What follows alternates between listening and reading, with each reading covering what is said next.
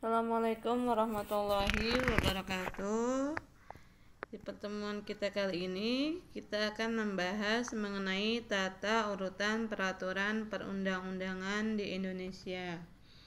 Untuk menyempurnakan Undang-Undang Nomor 10 Tahun 2004 tentang pembentukan peraturan perundang-undangan, disusunlah sebuah undang-undang baru perihal pembentukan peraturan perundang-undangan, yaitu Undang-Undang Nomor 12 Tahun 2011 tentang pembentukan peraturan perundang-undangan.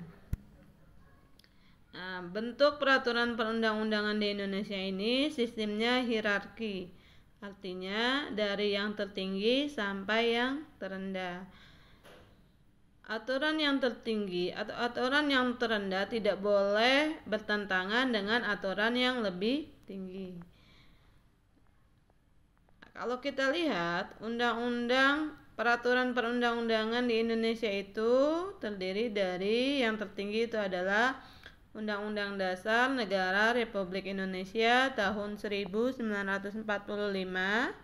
Kemudian ada ketetapan MPR, ada undang-undang atau perpu, peraturan pemerintah pengganti undang-undang. Kemudian ada PP, peraturan pemerintah, ada Perpres, peraturan presiden, Perda, peraturan daerah tingkat provinsi, dan Perda, peraturan daerah tingkat kabupaten atau kota. Kita bahas satu-satu. Dari yang tertinggi yaitu Undang-Undang Dasar Negara Republik Indonesia tahun 1945. Nah, peraturan undang-undang dasar ini merupakan hukum tertinggi di Indonesia yang dijadikan acuan dalam pembuatan peraturan-peraturan lain di bawahnya. Jadi undang-undang dasar ini adalah sebagai sumber dari segala hukum.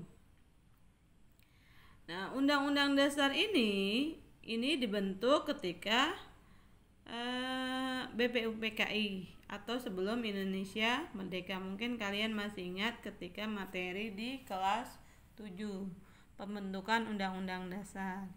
Nah, undang-undang dasar ini bisa diamandemen atau dirubah yang dilakukan oleh MPR. Kemudian yang kedua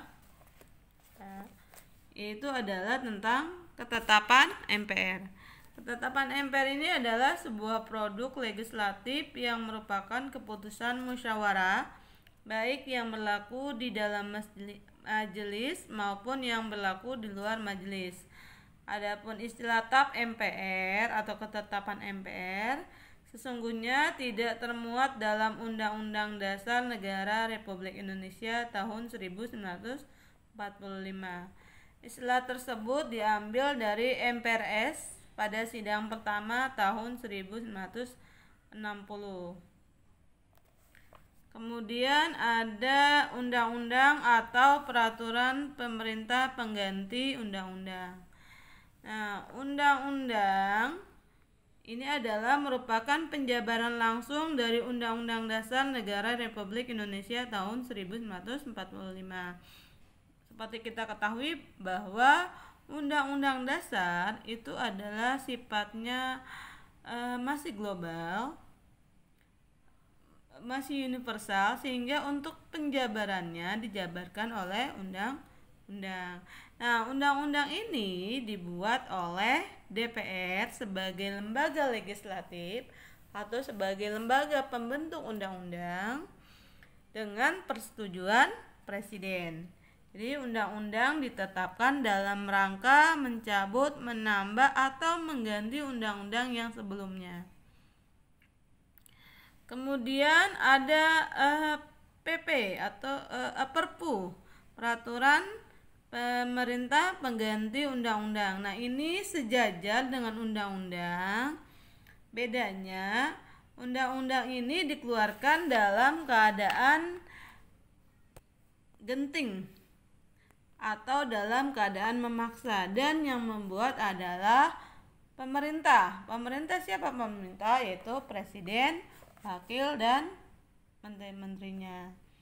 Contoh misalnya ketika Indonesia sedang bergejolak mengenai organisasi. Nah, untuk meredam gejolak ini akhirnya Presiden mengeluarkan Perpu tentang peraturan penetapan organisasi yang bisa atau ada di Indonesia. Nah, ketika itu sudah dikeluarkan, nanti Perpu ini harus diserahkan ke DPR. Nah, ketika sampai di DPR, ini dilihat dulu. Ketika DPR menyetujui, maka Perpu ini berubah menjadi undang-undang.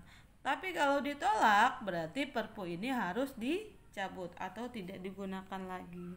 Jadi sifatnya sementara untuk meredam keadaan yang sedang tidak stabil, tapi tetap harus dikembalikan lagi ke DPR sebagai lembaga legislatif. DPR itu menyetujui atau tidak, menerima atau menolak. Menerima berarti perpunya akan berubah menjadi undang-undang. Kalau ditolak maka perpunya harus dicabut. Kemudian ada PP, peraturan pemerintah. Ini adalah peraturan perundang-undangan yang dibuat dan ditetapkan oleh Presiden untuk menjalankan undang-undang sebagai mestinya.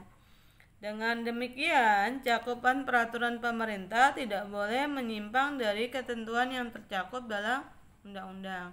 Contoh, PP nomor 17 tahun 2010 tentang pengelolaan dan penyelenggaraan pendidikan. Nah, nanti kan sebelumnya ada undang-undang tentang pendidikan. Ini PP-nya adalah sebagai peraturan untuk menjalankan undang-undang tersebut. Lanjut ke peraturan presiden. Peraturan presiden adalah peraturan perundang-undangan yang ditetapkan oleh presiden untuk menjalankan perintah peraturan perundang-undangan yang lebih tinggi atau dalam menyelenggarakan kekuasaan pemerintah. Artinya, presiden sebagai kepala pemerintahan memiliki kewenangan membuat aturan, tapi harus sesuai atau tidak boleh menyalahi dari aturan yang ada di atasnya. Lanjut, Perda provinsi, peraturan daerah tingkat provinsi.